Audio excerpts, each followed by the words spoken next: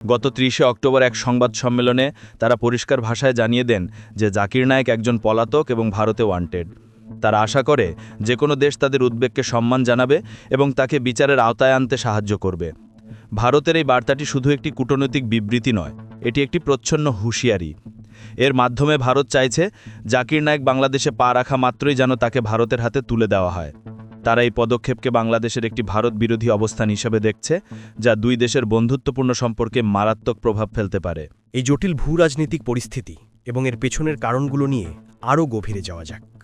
এখন সবচেয়ে বড় প্রশ্ন হল, কেন বাংলাদেশের অন্তর্বর্তী সরকার ভারতের মতো এক পরীক্ষিত বন্ধু এবং শক্তিশালী প্রতিবেশীকে চটিয়ে এমন একটি সিদ্ধান্ত নিল? এর উত্তর খুঁজতে হলে আমাদের ভারত এবং বাংলাদেশ উভয় দেশের অভ্যন্তরীণ ও আন্তর্জাতিক রাজনীতির সমীকরণ বুঝতে হবে। ভারতের উদ্বেগের কারণ কি শুধু একজন জাকির নায়েক? আপাতদৃষ্টিতে মনে হতে পারে ভারতের